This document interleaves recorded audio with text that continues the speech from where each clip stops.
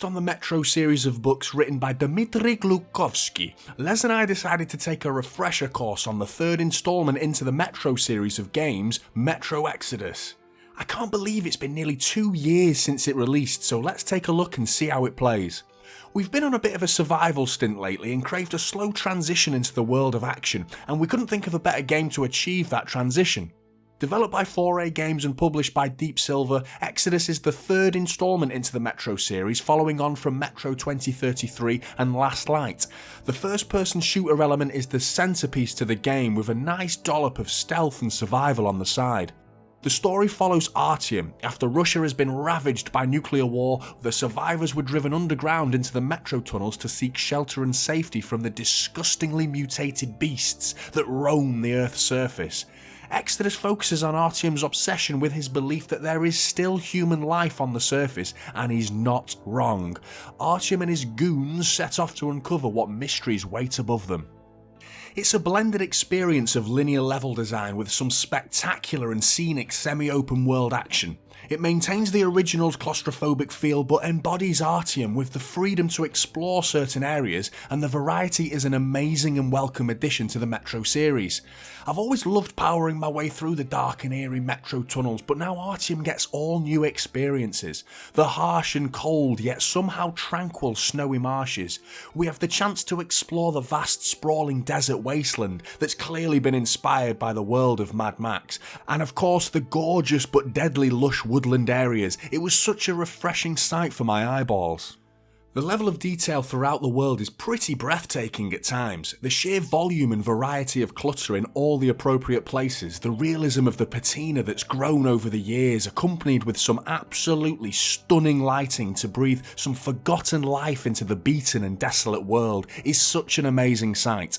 The story of Metro Exodus takes us across Russia via a train known as the Aurora. It acts as the squad's headquarters, and while the game has a strong and dark feel to it, there's still plenty of light-hearted moments and jest. These are mostly experienced on the train with your squad, using the workbench, discussing the next plan, or necking vodka shots while finding an absolute banger on the radio like...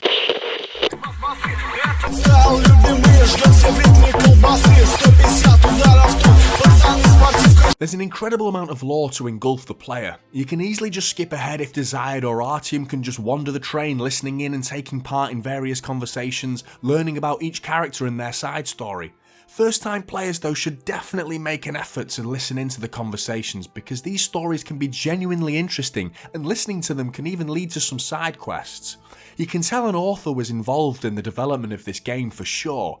However, if you're in it for the bang bang boom, then these conversations can drag on, man. Sometimes I was just dying to get out there to pop off some rounds, but the characters just loving the sound of their own voices, waffling on and leaving me sat there like...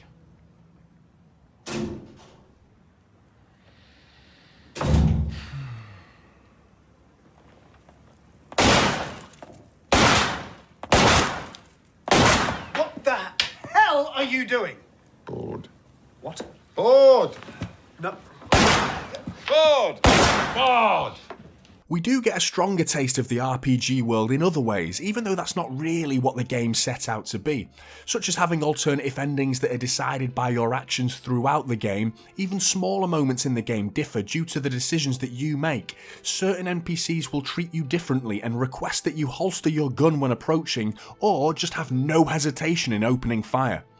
Immersion is a word thrown around all too often, mainly used as a vague adjective or a buzzword for the marketing side of the game, but Metro Exodus truly feels immersive.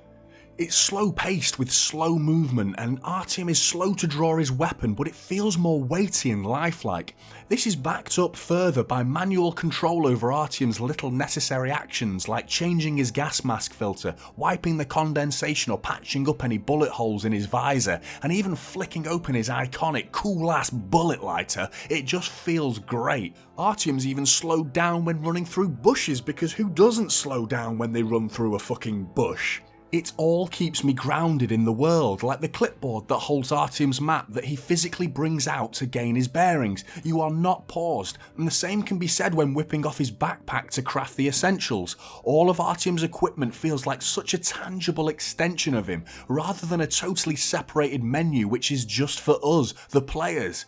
When each map opens up to Artyom, the strategic use of his binoculars can expose all the map's points of interest, appearing on your map with those very gamey yet inviting question marks. These markers need to be searched for, you must earn them, then you mark them on your map just like a real person would with a map and a pair of binoculars. Another aspect to keeping the player's thoughts tuned to the real game world is the lack of upgrades or skill points achieved by some random NPC who set up a non-stop shop for all your gaming needs. And there's no ever-expanding wallet of artificial XP you earn by popping off enemies. Every upgrade to a weapon or to Artyom's equipment is found by actual scavenging around the world. And of course, the most simple thing any developer can and should do to immerse players is to minimise the HUD elements, and that's exactly what 4A games do. Now onto the looting. There's enough to keep loot-hungry scavenger players fulfilled, but I could always go for a little more worthwhile loot to expand on the crafting system. It's not very expansive, as in looting the world won't provide too many possibilities to new weapons or upgrades, but more to keep your already owned weapons and equipment topped up with the necessary materials. There's no loot that glistens to catch your eye, or screams, "Hey, over here, pick me up!" You've got to use your own two eyes to find things. Keeping your weapons clean is essential too, because as that layer of mud thickens over your firearm, the damage and accuracy slowly decreases and it can even jam.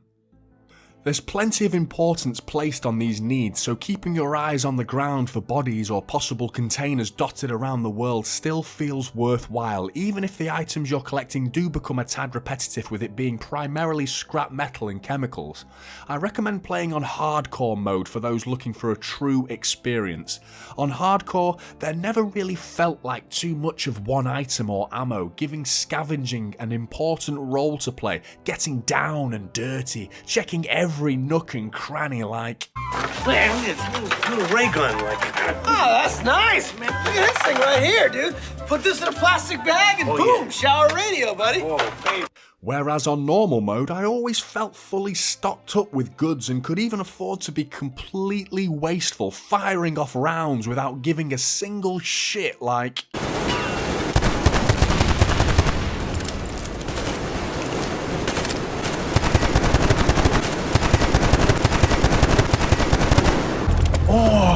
Some of the craftable loot collected can be utilised on the move thanks to Artyom's swanky new backpack. Whipping it off your shoulder in the heat of the battle while lurking behind cover, avoiding bullet fire in an attempt to add your own bullets to the gunfight really grounded me and added such an intensity to the combat.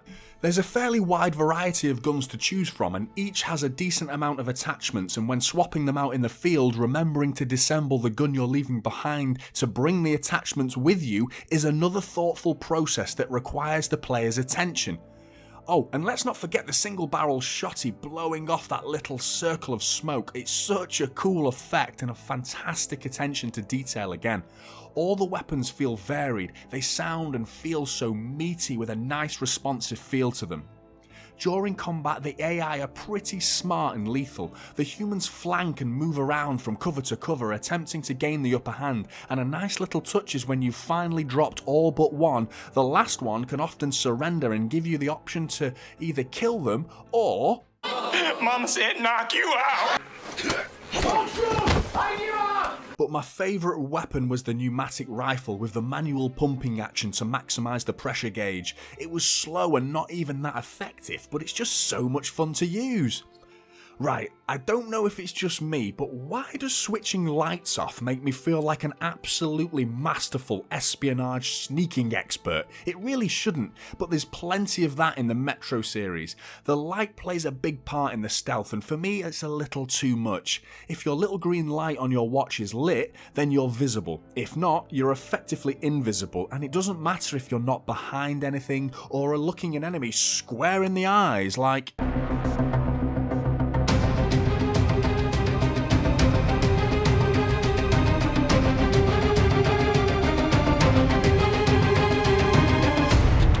The mutated beasts roaming the surface are as brutal as ever, hunting in packs and often lurking in camouflage, waiting to pounce on their prey. Which is you! There's bigger and badder monsters than we've seen before in past Metro games, and it's still a nice wide variety of disgusting and frightening monster designs. Once you reach the desert land, I mentioned earlier that there's clear inspiration from the rustic world of Mad Max, and we managed to get behind the wheel of a tidy little camper van. The driving is surprisingly smooth, it chugs along nicely with not much speed, but it's still pretty fun to drive. Shame I'm a complete and utter fucking moron though, and I got it wedged like...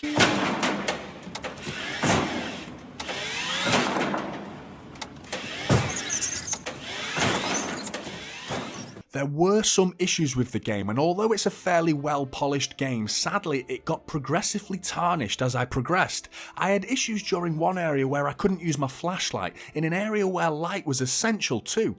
Whenever I'd pull out and then put away the map while driving in the van, Artyom would stand up inside the van, meaning I couldn't see ahead. I had to get out and get back in the van constantly. There were a few clipping and NPC pathing issues, and by the time I reached the desert, I was experiencing a few hard crashes too. When I reached the woodland area, and this was likely down to the volume of foliage in the area, the frame rate just tanks like no man's business. This wasn't an issue on PS4, but the ultra setting sadly needed dropping below medium in this area for a 2080 Super, a little disappointing. Another little gripe I've got is Artyom is voiceless, which detracts from the immersion in my opinion because it's following just the one character, and for some reason he has a monologued voice during the loading screens where he explains his thoughts, so I'm not sure why he couldn't have been voiced in the game. Where were they while we were eating each other alive in the metro? Personally, I would have loved to have heard his opinion during these cutscenes because there's so much dialogue in the game that to have a completely silent protagonist was a little jarring. It'd have been nice if we'd been given some dialogue options to involve us more in the conversations, even if they had no alternative consequences. We're often asked questions that get answered by the NPC who asked the question. Don't let that detract from the conversations because although the voice acting is a little mixed, what they have to say is genuinely interesting. Overall, it's a stunning game, and nearly 2 years since its release, I'm struggling to think of a post-apocalyptic game that'll actually give Metro Exodus a run for its money. And speaking of money, if you've not already played the game, I've seen it selling for as little as £10 to £15 or dollars on all platforms. It's an absolute bargain at that price. The bugs that progressively got worse, sadly, which in all honesty really did hamper my experience towards the end, but for me it's still an easy 9. Thanks for watching peeps. If you've enjoyed this video and want to see more, then give the video a like, smash the subscribe button, and we'd love to hear your opinions on Metro Exodus in the comments too. Peace out.